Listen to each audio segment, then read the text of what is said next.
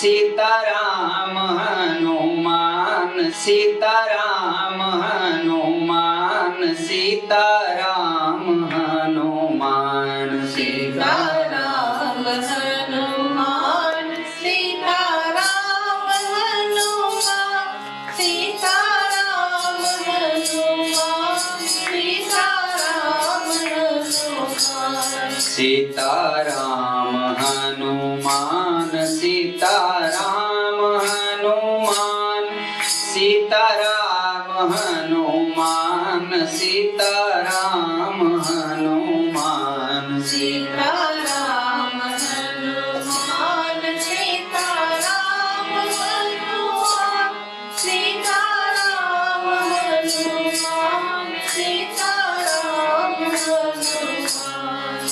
Sitaram Hanuman Sitaram Hanuman Sitaram Hanuman Sitaram Hanuman Sitaram Hanuman Sitaram Sitaram Hanuman Sitaram Hanuman Sitaram Hanuman Sitaram Hanuman Sitaram Hanuman Sitaram Hanuman Sitaram Hanuman Sitaram Hanuman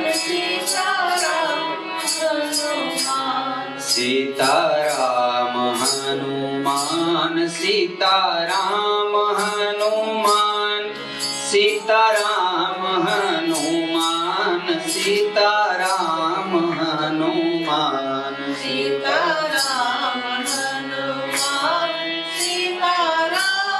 Hanuman Sitaram Hanuman Sitaram Hanuman Radhe Shyam Radhe Shyam Radhe Shyam Radhe Shyam Radhe Shyam Radhe Shyam Radhe Shyam Radhe Shyam Radhe Shyam Radhe Shyam Radhe Shyam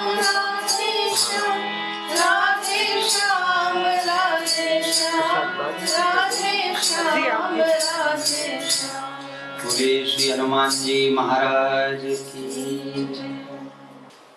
Hindu mission temple में आप सबका स्वागत है और आप सबके हृदय में विराजमान भगवान को हम प्रणाम करते हैं।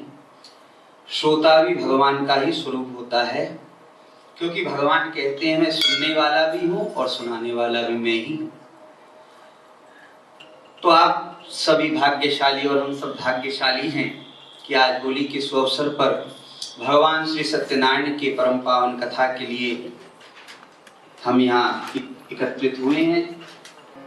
श्रीमन नारायण नारायण नारायण श्रीमन नारायण नारायण नारायण सत्य नारायण नारायण नारायण सत्य नारायण नारायण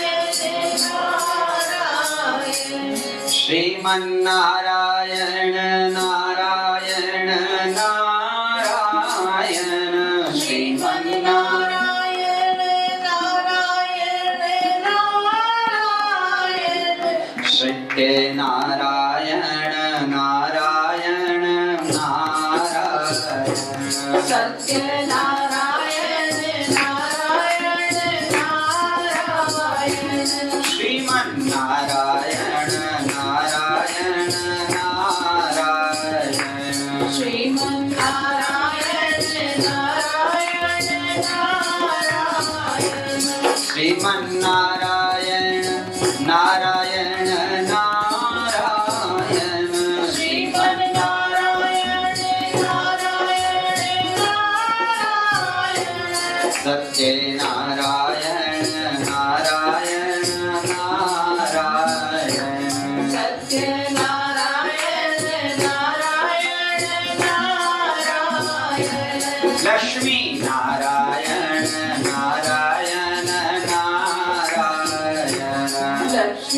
नारायण नारायण नारायण। बोले लक्ष्मी नारायण भगवान की जय। तो सत्यनारायण भगवान की कथा प्रारंभ होती है। श्री व्यास जी कहते हैं एक समय ने विशारण्य तीर्थ में शौनकादि 88,000 ऋषियों ने सूत जी से प्रश्न किया कि हे सूत जी महाराज,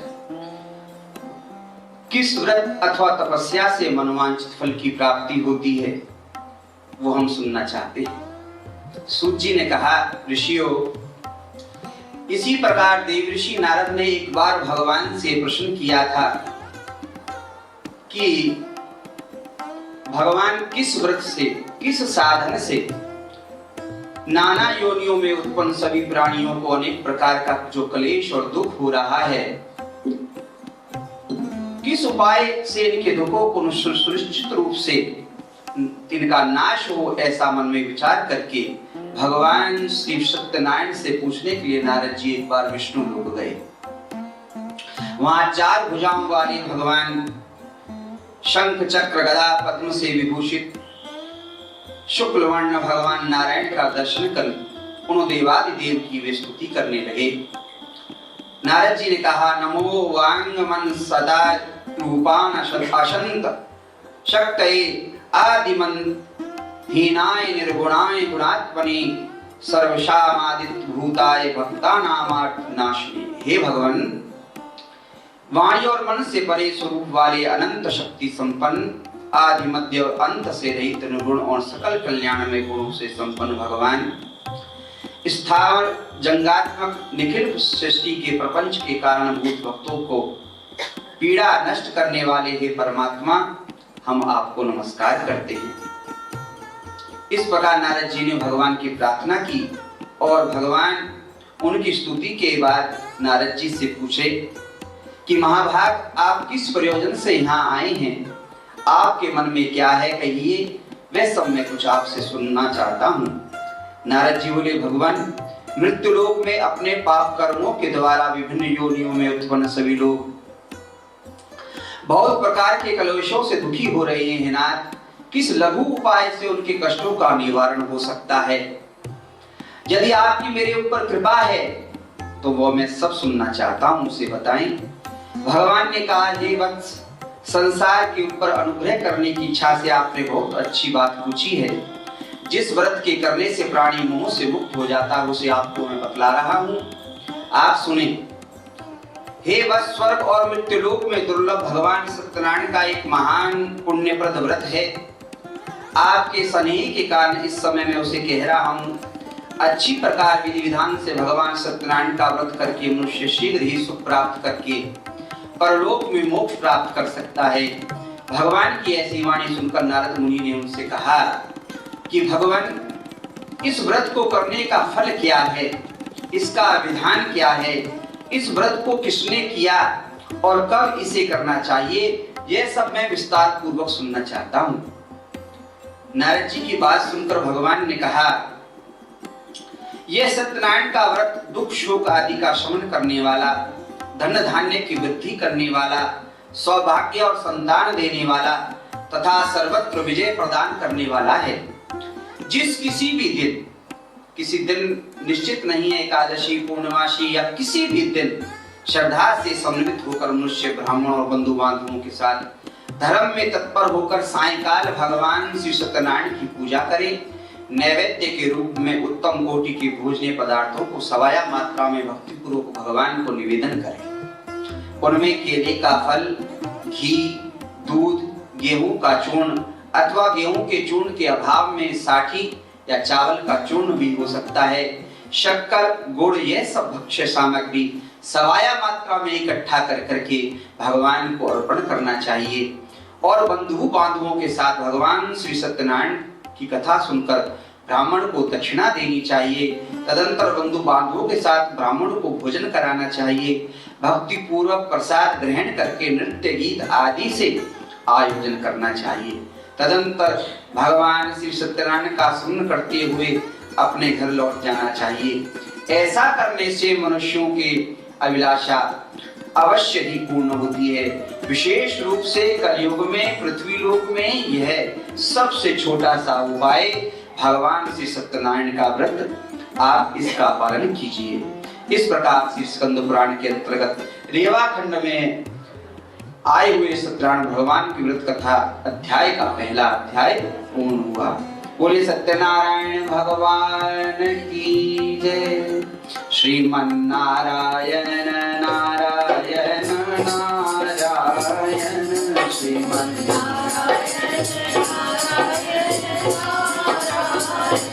श्रीमन्नारायण नारायण नारायण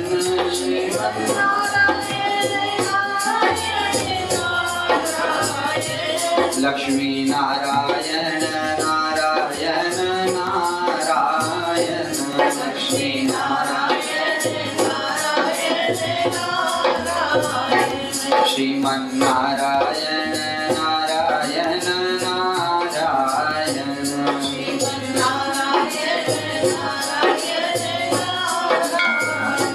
श्रीमन्नारायण नारायण नारायण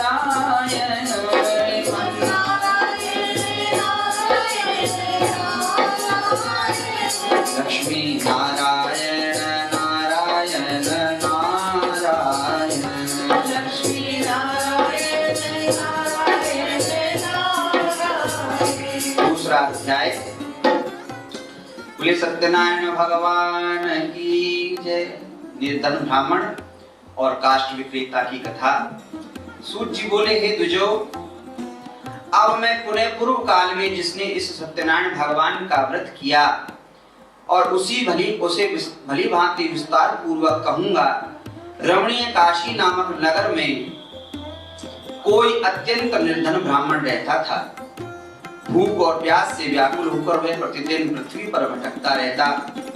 ब्राह्मण प्रिय भगवान ने उस दुखी ब्राह्मण को देख करके एक वृद्ध ब्राह्मण का रूप बनाया और उस ब्राह्मण से बोले, हे ब्राह्मण, प्रतिदिन अत्यंत दुखी होकर तुम किस लिए पृथ्वी पर घूमा करते हो? तुम्हारे मन में क्या है, मैं ये सुनना चाहता हूँ। ब्राह्मण बोला, प्रभु, मैं अत्यंत दरिद्र ब्राह्मण हूँ और भिक्षा के लिए पृथ्वी पर घूमा करता हूँ। यदि मेरी इस दरिद्रता को दूर करने का आपके पास कुछ उपाय हो तो कृपा पूर्वक बतलाइए। तब वृद्ध ब्राह्मण रूपी भगवान सत्यनारायण ने कहा,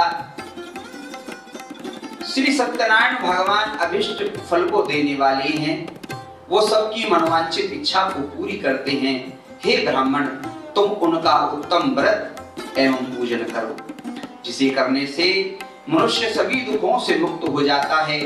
और व्रत के विधान को ब्राह्मण से यत्न पूर्वक कहकर वृद्ध ब्राह्मणधारी भगवान सत्यनारायण वहीं पर अंतर्ध्यान हो गए और वृद्ध ब्राह्मण ने जैसा कहा है ऐसा ही मैं व्रत करूंगा, यह सोचते हुए उस ब्राह्मण को रात में नींद नहीं आई। तदंतर प्रातःकाल उठकर सत्यनारायण भगवान का मैं व्रत करूंगा, ऐसा संकल्प करके वह ब्राह्मण भिक्षा के लिए चला और उस दिन भिक्षा में उसको बहुत सा धन प्राप्त हुआ और उसी धन को लेकर उसने भगवान सत्यनारायण का व्रत किया। इस व्रत के प्रभाव से वह श्रेष्ठ ब्राह्मण सभी दुखों से मुक्त होकर संपत्तियों से संपन्न हो। उस दिन से लेकर प्रत्येक महीने हर पूर्णिमा को यह व्रत किया। इस प्रकार भगवान सत्यनारायण के इस व्रत को देख करके वह श्रेष्ठ ब्राह्मण सभी पापों से मुक्त हो गया और उसने दुर्लभ मोक्ष पद प्राप्त किया। हे विप्र, पृथ्वी पर जब भी कोई मनुष्य श्री सत्यनारायण भगवान का व्रत करेगा उसी समय उसके समस्त दुख दूर हो जाएंगे। हे ब्राह्मणों, इस प्रकार भगवान नारायण ने महात्मा नारद जी से जो कुछ कहा मैंने वह सब आपको कह दिया। अब आगे और क्या कहूँ। ऋषियों ने कहा, हे मुनि, इस पृथ्वी पर उस ब्राह्मण से सुने हुए इस व्रत को किस किस ने किया वह सब हम सुनना चाहते हैं। उस व्रत पर हमारी श्रद्धा हो रही है। श्री सूत जी बोले, हे मुनियों, पृथ्वी पर जिसने यह व्रत किया उसे आप लोग सुने। एक बार वह ब्राह्मण अपनी धन संपत्ति के अनुसार बंधु बांधवों के सहित भगवान सत्यनारायण का व्रत कर रहा था। इसी बीच एक लकड़हारा आया और उस लकड़ी को बाहर रखकर उस ब्राह्मण के घर में गया और प्यास से व्याकुल उस ब्राह्मण से इस प्रकार बोला कि ब्राह्मण, आप ये क्या कर रहे हैं? प्रभु इसके करने से किस फल की प्राप्ति होती है, विस्तार पूर्वक मुझसे कहिए। ब्राह्मण ने कहा, यह सत्यनारायण भगवान का व्रत है जो सभी मनोरथों को प्रदान करने वाला है। उसी के प्रभाव से मुझे ये सब महान धन धान्य आदि प्राप्त हुआ है। तब वह जल पीकर और प्रसाद ग्रहण करके अपने घर को गया। सत्यनारायण देव के लिए मन में ऐसा सोचने लगा कि आज लकड़ी बेचने से जो मुझे धन प्राप्त होगा उससे मैं भगवान सत्यनारायण का ये श्रेष्ठ व्रत करूंगा। इस प्रकार मन में चिंतन करता हुआ जब वह लकड़ी को मस्तक पर रखकर एक सुंदर नगर में गया जहां धन से संपन्न लोग रहते थे, उस दिन उस लकड़ी के उसको दुगने दाम प्राप्त हुए। तदंतर प्रसन्न होकर हृदय से वह पके हुए केले का फल, शर्करा, घी, दूध और गेहूं का चूर्ण सवाया मात्रा में लेकर अपने घर को आया। तत्पश्चात उसने अपने बंधु बांधवों को बुलाकर विधि विधान से भगवान सत्यनारायण का यह व्रत किया और उस व्रत के प्रभाव से वह धन पुत्र से संपन्न हो गया। इस लोक में अनेकों सुखों का भोग करके अंत में वह सत्यपुर वैकुंठ लोक को चला गया। बोलिए सत्यनारायण भगवान की जय। श्रीमन नारायण नारायण नारायण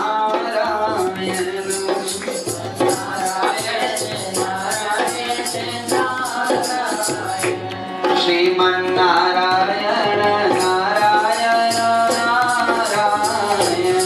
श्रीमन नारायण नारायण नारायण सत्यनारायण नारायण नारायण सत्यनारायण नारायण नारायण सत्यनारायण नारायण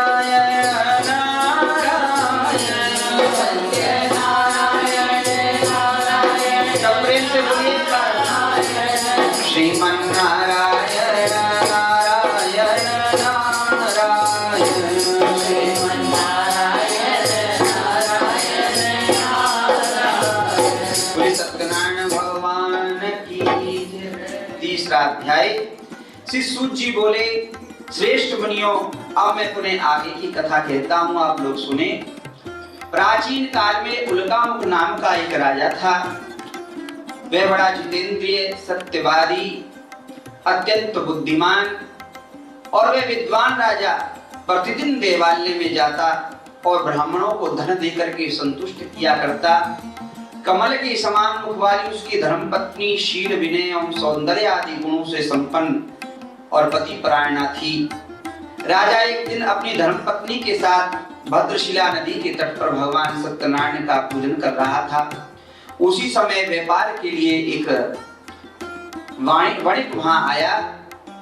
भद्रशिला नदी के तट पर नाव को स्थापित करके वह राजा के समीप गया और राजा से इस प्रकार बोला कि भगवान, आप भक्ति चित्त से ये क्या कर रहे हैं, कृपया यह बतलाइए, इस समय मैं यह सुनना चाहता हूँ।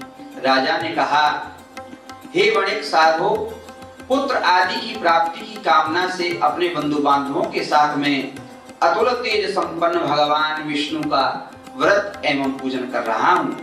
राजा की बात सुनकर के साधु ने आदर पूर्वक कहा, राजन, इस विषय में आप मुझे सब विस्तार से बतलाइए।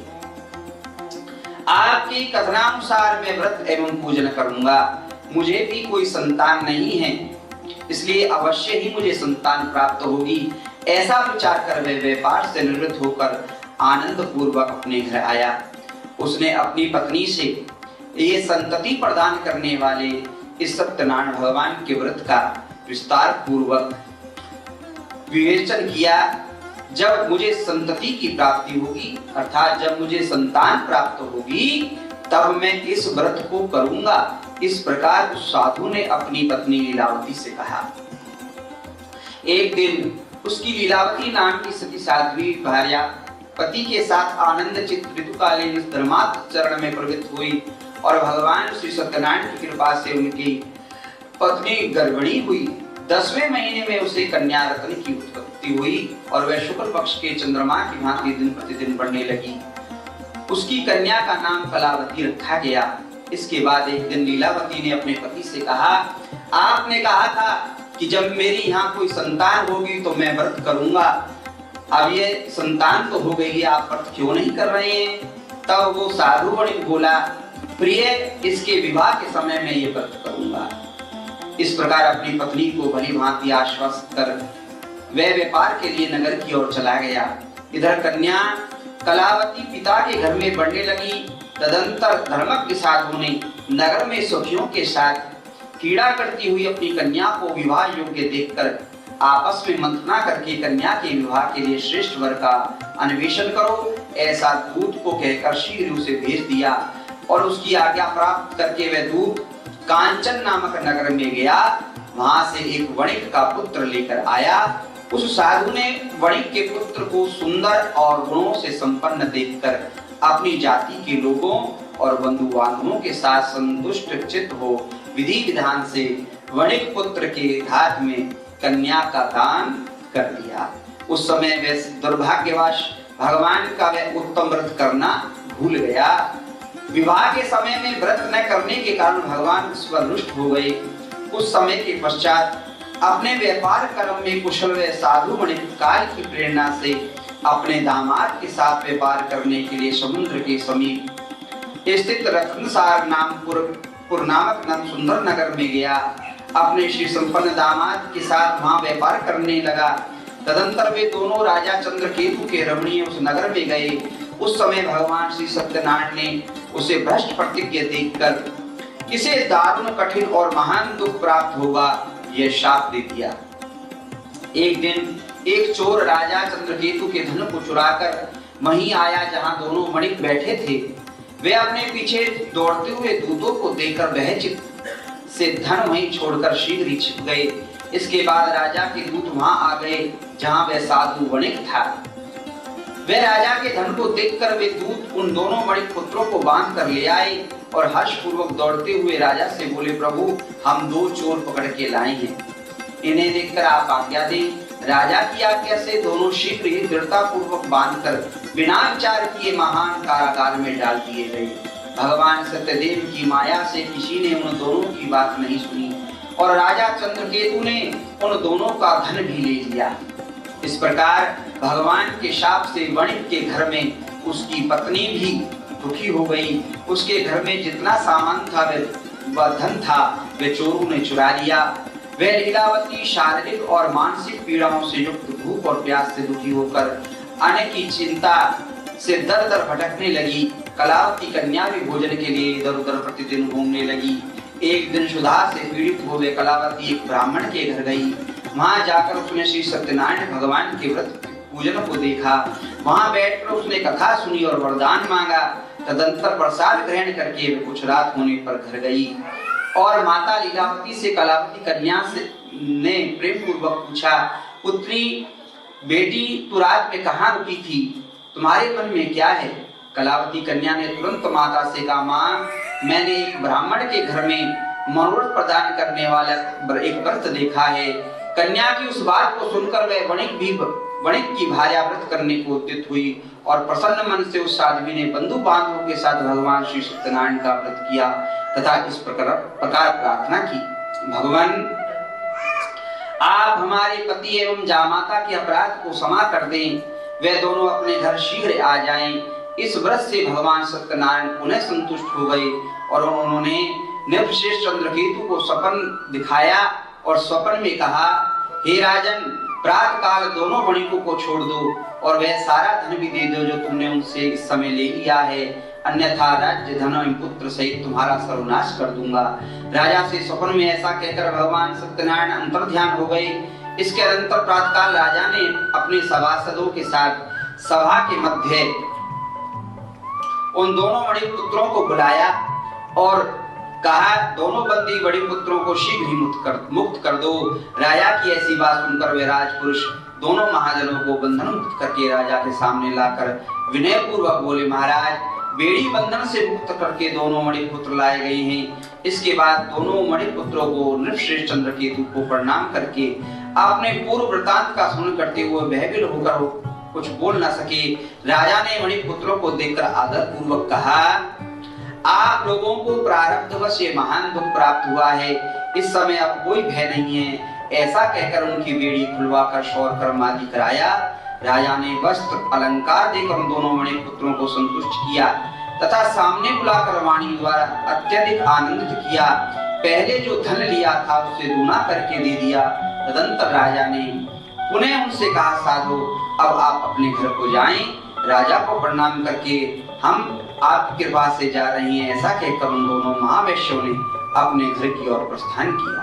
बोले सत्यनारायण भगवान की जय। इस कथा का सार यही है कि हम भगवान से बहुत से बातें करते हैं, बहुत सी बातें करते हैं कि भगवान ऐसा हो जाए तो हम ऐसा कर देंगे, लेकिन हम अपनी बात को भुला देते हैं। क्यों? जब हमें कोई वस्तु मिल जाए ना, वस्तु को मिलने तक हमारे मन में ये भाव रहता है कि काश ये चीज हो जाए। मान लीजिए हमारे घर में एसी ना लगा हो, गर्मियों के दिन हो, दूसरे के एसी को देखकर मन में आता है यार ये एसी होना चाहिए, और जिस दिन एसी आ जाएगा तो फिर सब बातें भूल जाएंगे।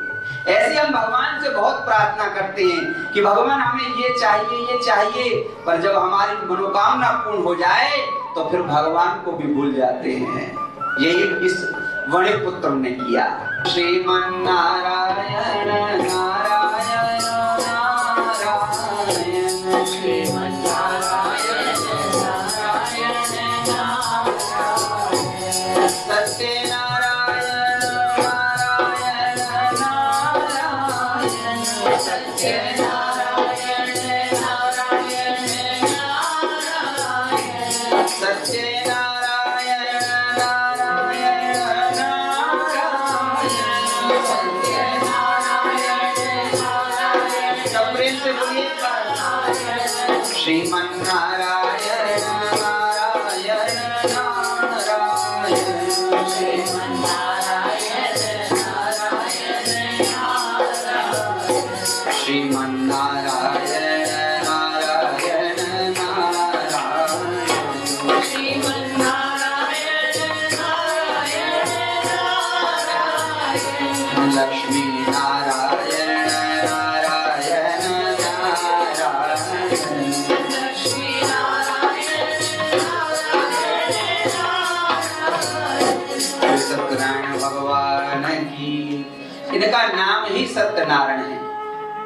हमारे यहाँ कहते हैं कि सांच बराबर तप नहीं और झूठ बराबर पाप, जाके हृदय सांच है वाके हृदय आव। भगवान उसी के हृदय में है जिसके हृदय में सत्य है। तो सत्यनारायण भगवान की महिमा ही है कि झूठ बोलने वाले के तो बिल्कुल पास रहते ही नहीं। इसलिए असत्य भाषण से कैसे उस वैश्य ने दुख पाया, सूत जी ने अगले अध्याय में कहते हैं कि ब्राह्मणों को धन देकर अपने नगर के लिए वो वणिक चला, और वो साधु कुछ दूर जाने पर भगवान सत्यनारायण ने सोचा कि अब भी ये सत्य बोलता है कि नहीं, जरा जांच लिया जाए। और उन्होंने उनसे पूछा कि वणिक तेरे इस नाव में क्या भरा है? तो वणिक ने उत्तर दिया, क्या कुछ धन लेने की इच्छा है आपकी? अरे ब्राह्मण देव, हमारे नाव में तो पत्ते और फूल भरे हैं। जब ऐसा कहा तो भगवान ने कहा तथास्तु, ऐसा ही हो जाएगा।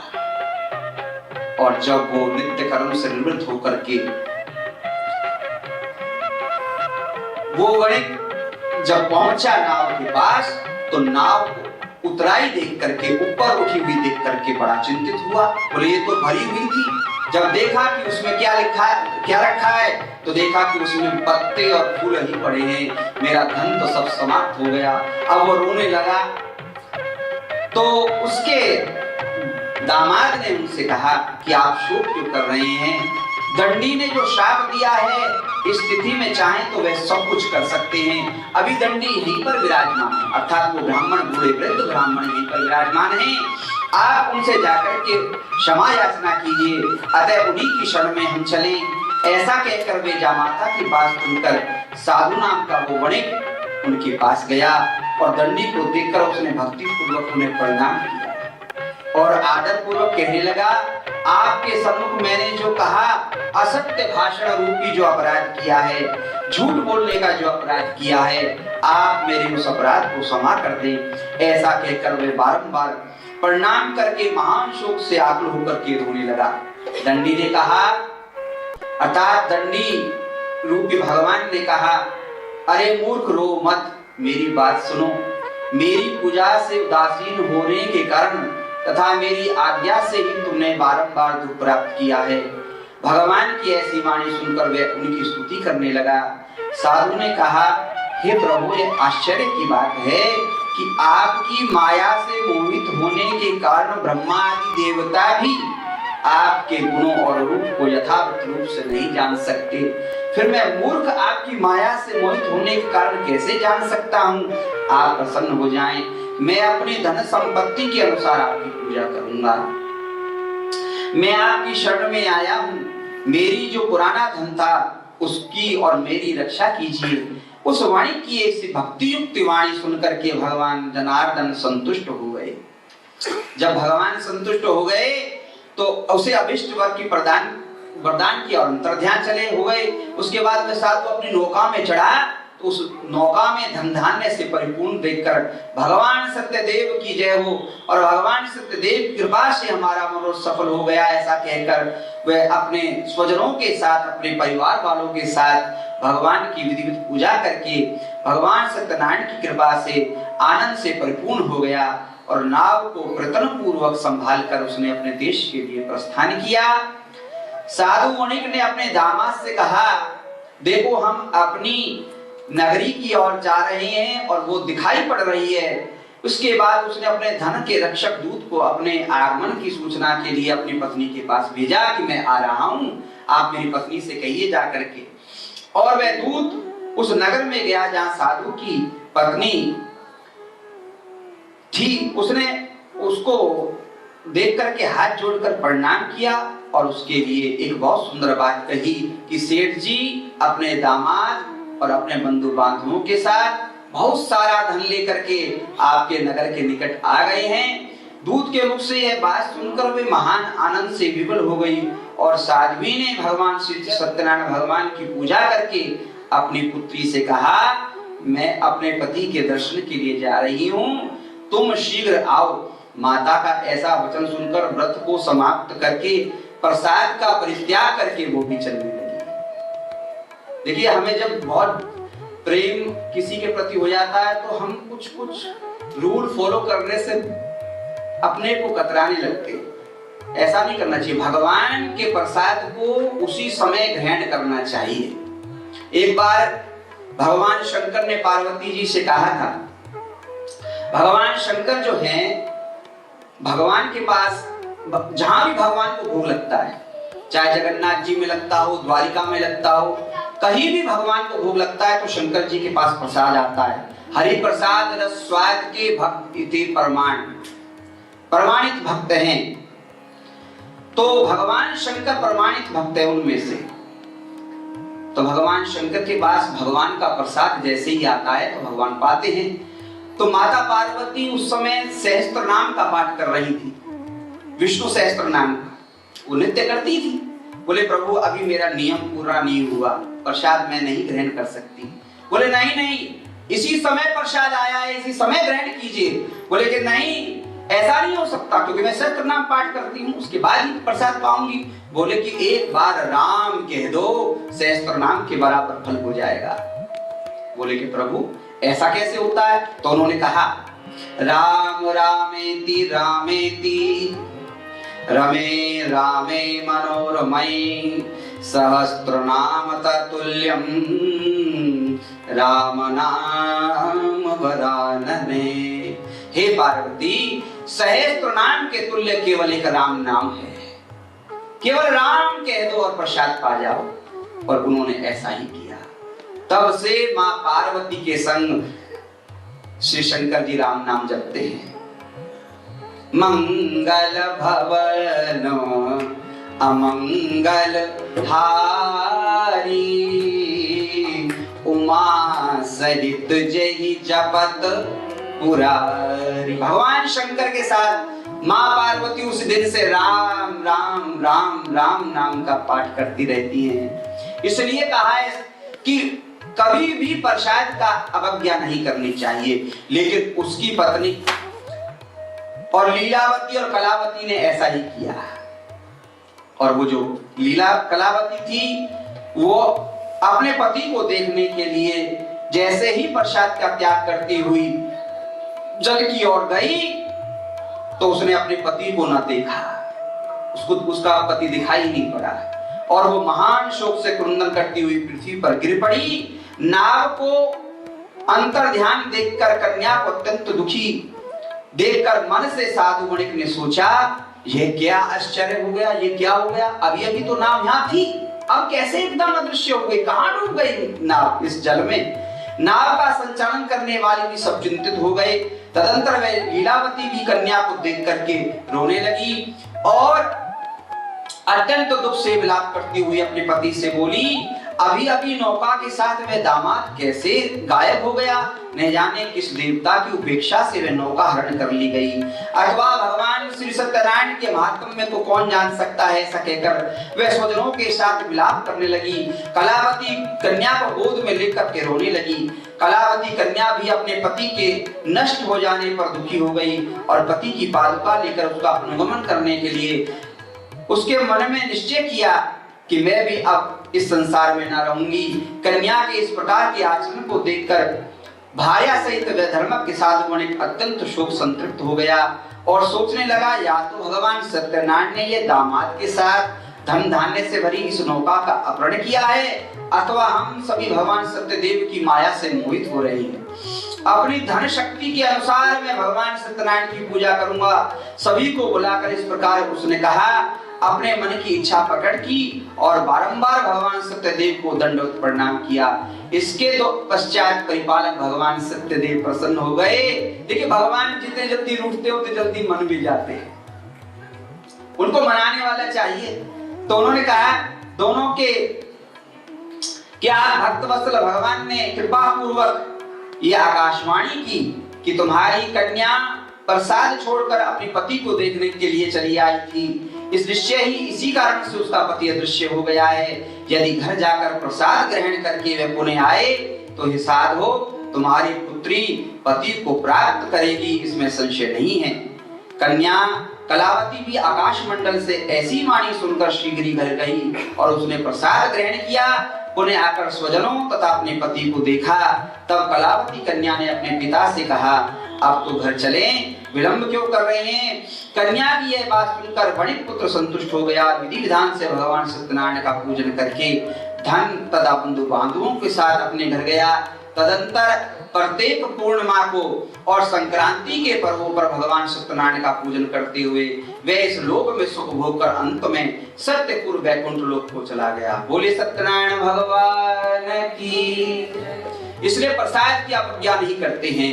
जगन्नाथपुरी में जगन्नाथ के जो राजा थे, एक दिन वो चौसर खेल रहे थे और चौसर खेलते खेलते जगन्नाथ जी का प्रसाद उनके सामने आया। पंडे लेके आए और पंडों ने जैसे ही उनको कहा कि आप प्रसाद ग्रहण कीजिए, तो चौसर में लगे तो उल्टे हाथ से प्रसाद ले लिया और प्रसाद लेकर के प्रसाद पा लिया।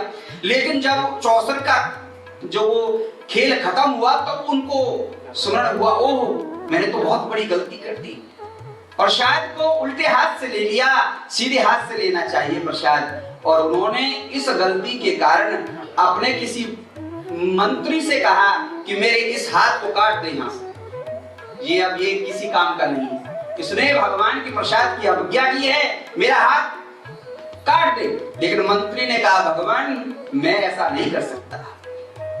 तो रात को उसने एक आले के बीच में अपना हाथ रखा और अंधेरा था और जोर से शोर मचाया कि मुझे कोई पकड़ लिया, मुझे किसी ने पकड़ लिया। ऐसा जब शोर मचाया तो मंत्री आया।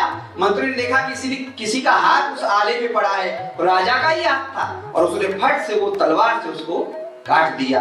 और राजा का हाथ जैसे ही कटा, राजा बाहर निकल के आया, बोले कि भगवान आपका हाथ, आपने ये क्या करा दिया मुझसे। बोले कि ये इसी लायक था। और उसने वो भगवान से निवेदन कर दिया कि भगवान आपके प्रसाद की अवज्ञा हुई है, इसलिए मैंने अपना हाथ आपको भेंट कर दिया। जगन्नाथ जी उसके इस बात को सुनकर बड़े प्रसन्न हुए। बोले तू तेरे जैसा धर्मज्ञ राजा तो मैंने पहली बार देखा है कि प्रसाद की अवज्ञा के लिए अपने हाथ को दंड दे दिया। उसने बोले कि इस राजा के हाथ को ले जा करके मेरे बगीचे में जैसे पेड़ पौधा बो देते हैं ना, ऐसे बो दिया जाए। और राजा का नवीन हाथ भगवान जगन्नाथ ने प्रदान किया और उस वहां का वो जो पेड़ है वो उसी बाग बगीचे का अब भी है, जिससे भगवान सत्यनारायण के लिए या जगन्नाथ भगवान के लिए पूजन होता है। तो भगवान की प्रसाद की अवज्ञा बहुत बड़ी है, इसलिए कभी भी भगवान के प्रसाद की अवज्ञा नहीं करनी चाहिए। बोले सत्यनारायण भगवान की जय। श्रीमन नारायण नारायण नारायण, श्रीमन नारायण नारायण नारायण, सत्यनारायण नारायण नारायण, सत्यनारायण श्रीमन नारायण नारायण नारायण, श्रीमन नारायण नारायण नारायण।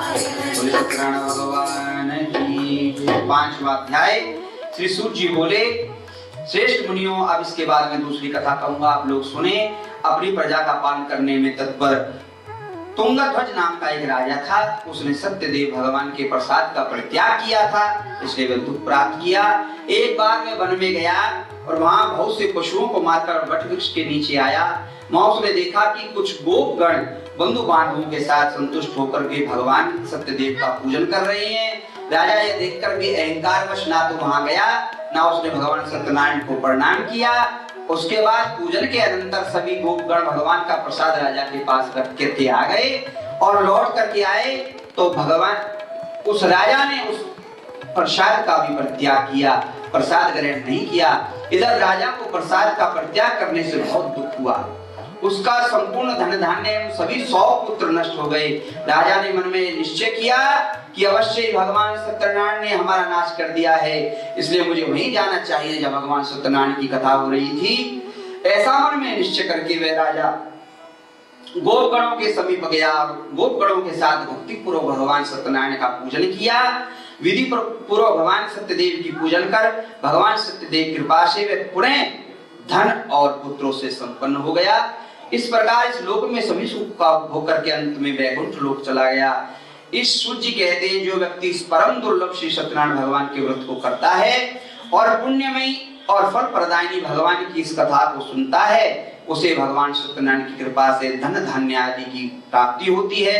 दरिद्र धनवान हो जाता है, बंधन में पड़ा हुआ बंधन से मुक्त हो जाता है, डरा हुआ व्यक्ति भय से मुक्त हो जाता है और मनोवांछित फल की प्राप्ति होती है।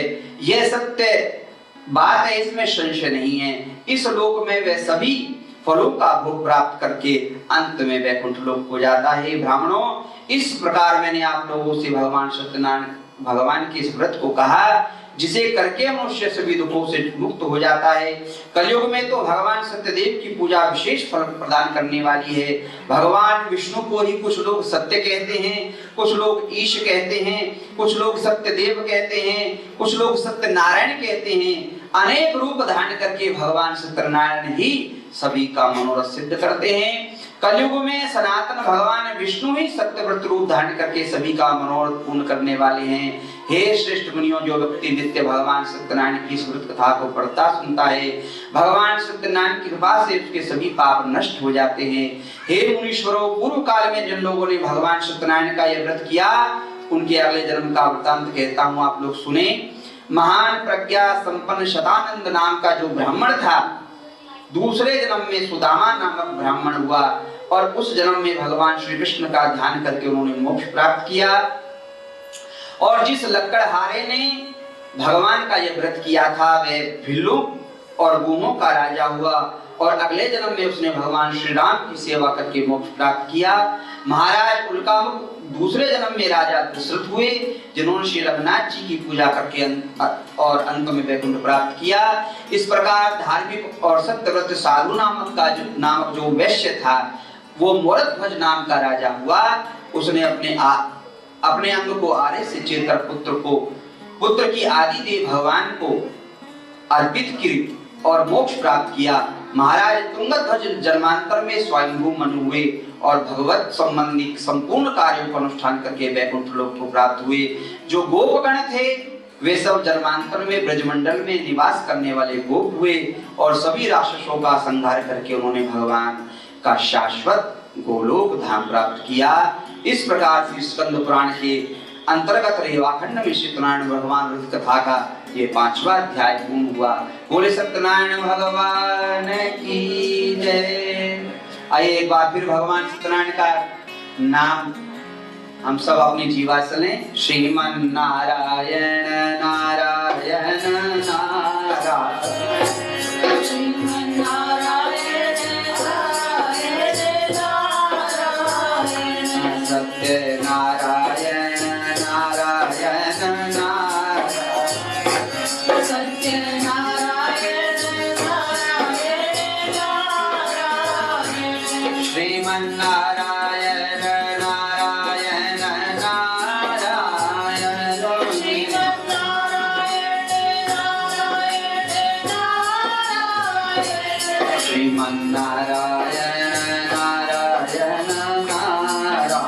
नारायण, श्रीमन नारायण नारायण नारायण, श्रीमन नारायण नारायण नारायण, श्रीमन नारायण नारायण नारायण,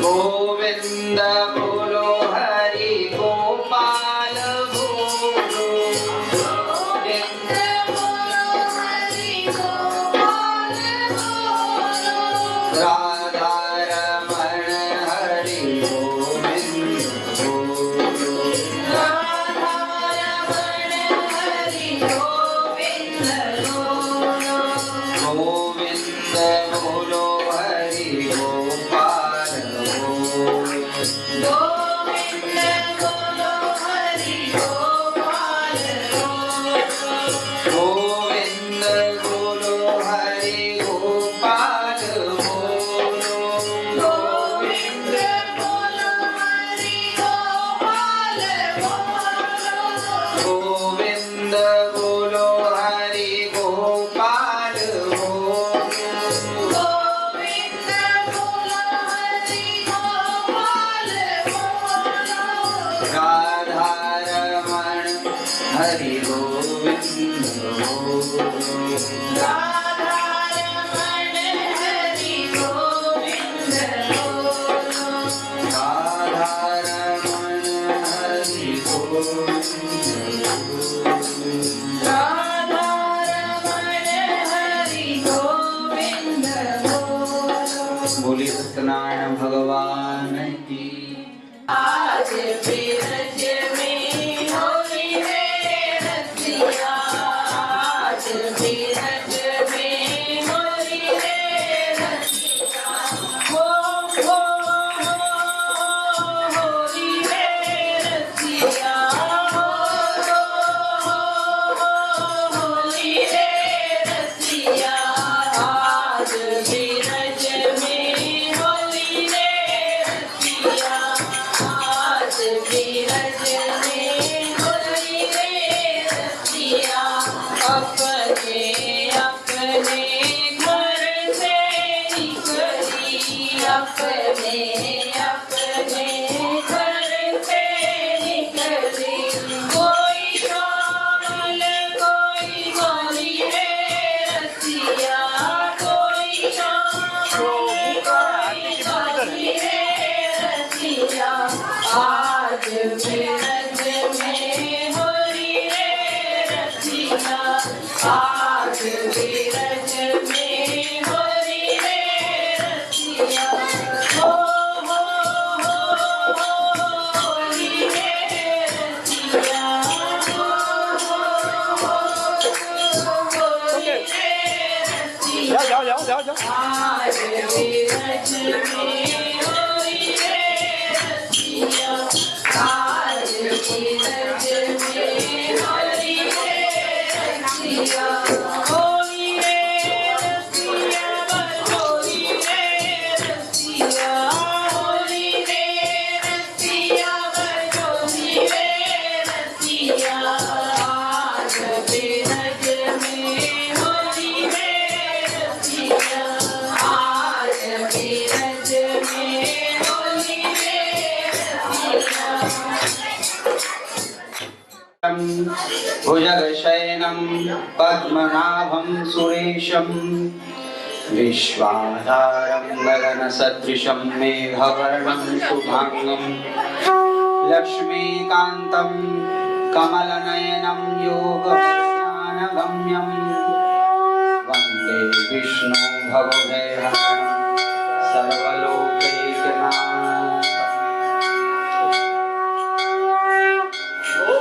ॐ विष्णु विचक्रविप्रेदा निदधे पदमसमूढम्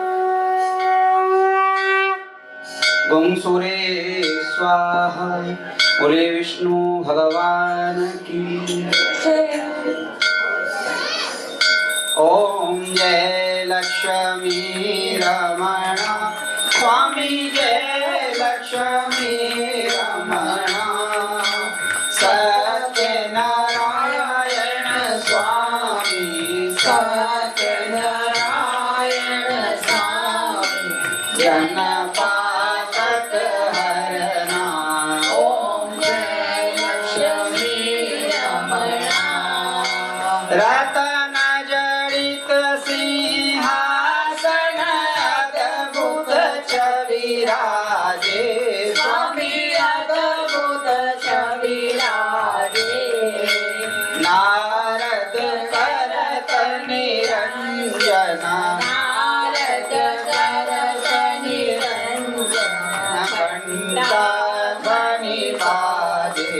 ओम जय लक्ष्मी रमण प्रगट भये कलि कारण विज को दरस दियो प्रभु, विज को दरस दियो।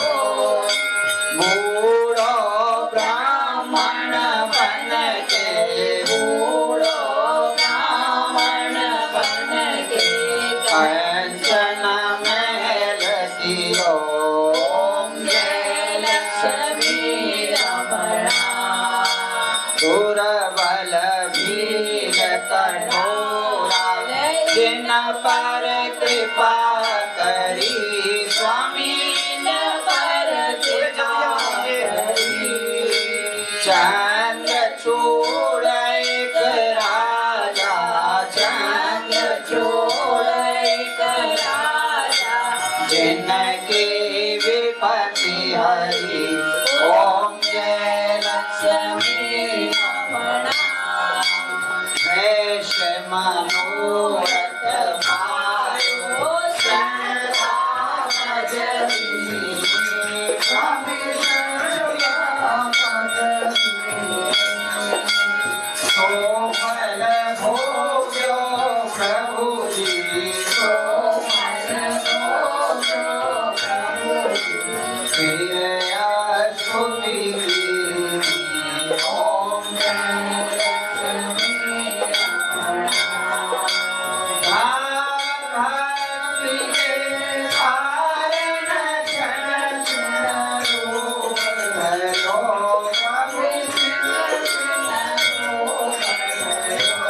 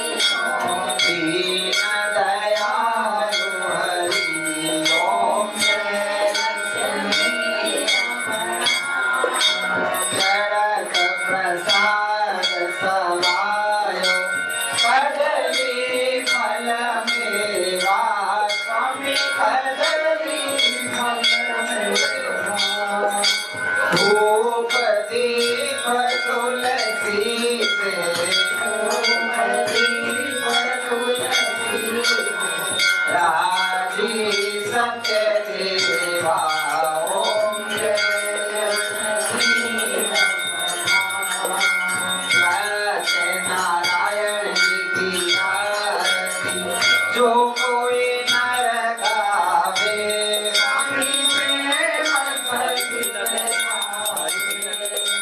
प्रेम शिवानंद स्वामी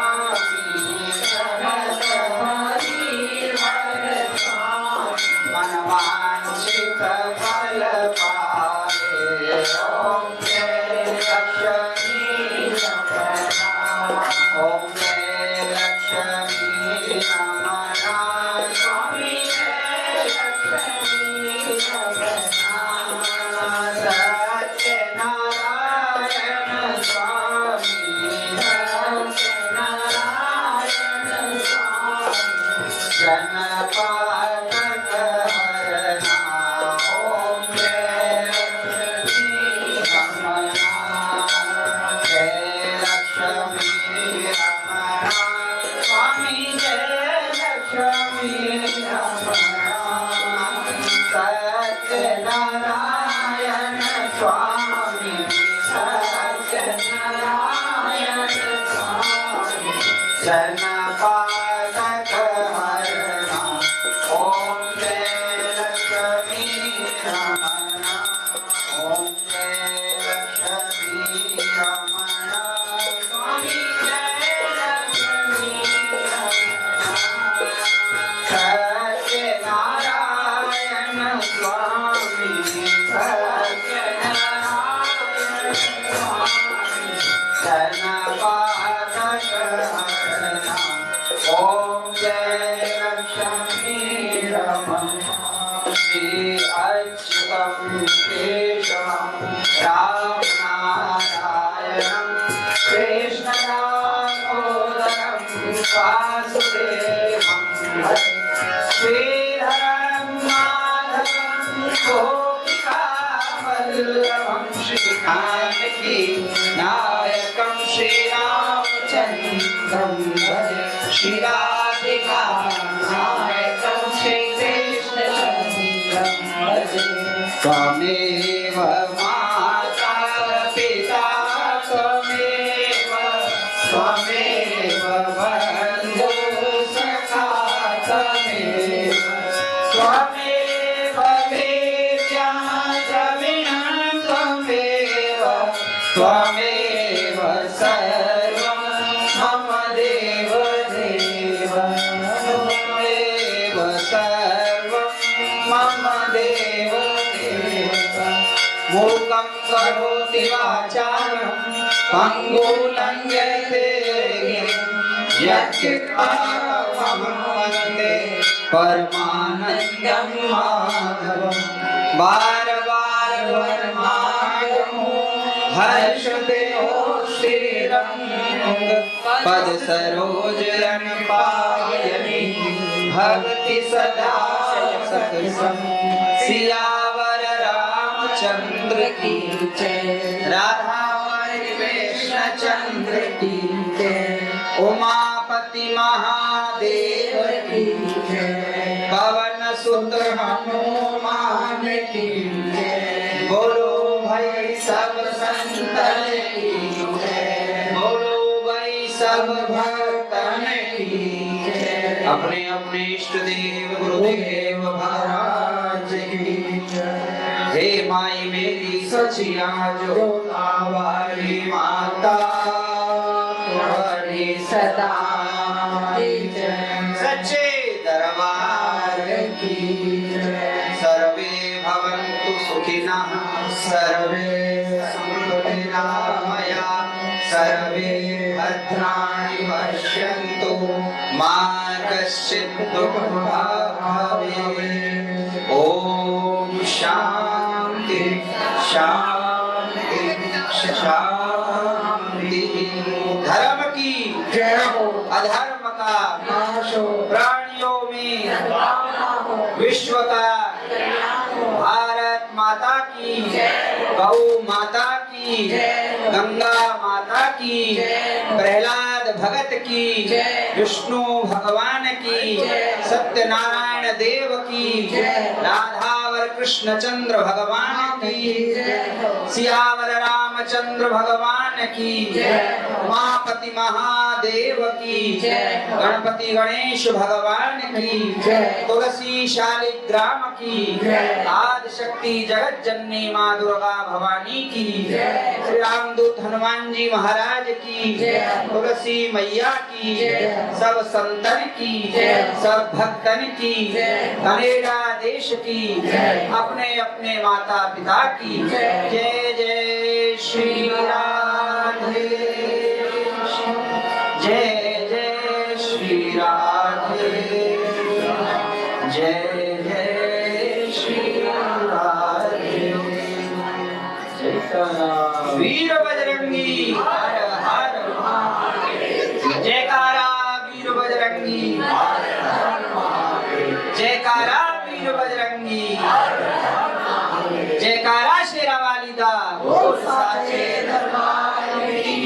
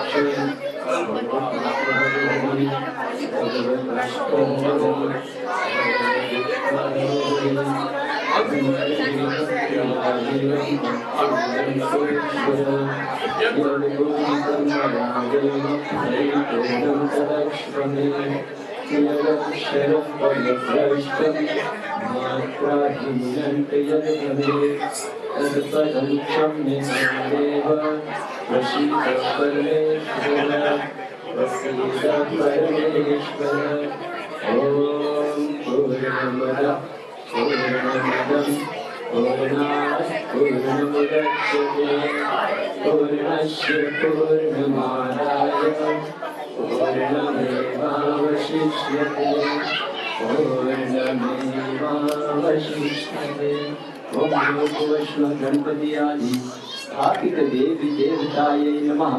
देश काल अनुसारेण पवित्र फाल्गुन मासे शुभे शुक्ल पक्ष प्रतिपद पूर्णमास्यायां तिथौ सायं वेलायां आरार्तिकं समर्पयामि। यद् यद् कर्म तत्सदिति श्री कृष्णार्पणमस्तु। बोलिए श्री वृंदावन के बिहारी लाल की, बोलो श्री सत्यनारायण देव की। बहुत बहुत धन्यवाद आप सभी का।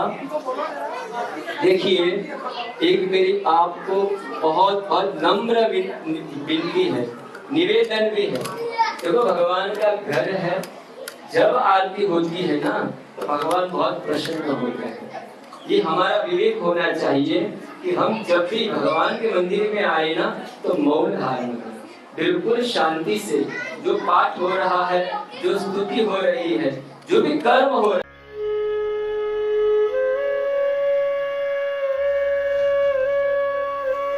Hindu Mission of Canada 955 Bellechasse St. East, Montreal.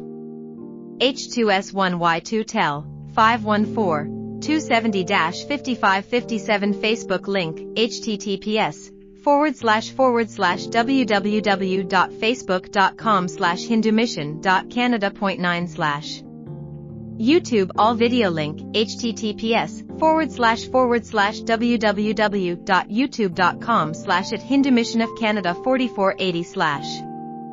Please like, share, subscribe to our YouTube channel. For further notification, press bell button for further notifications.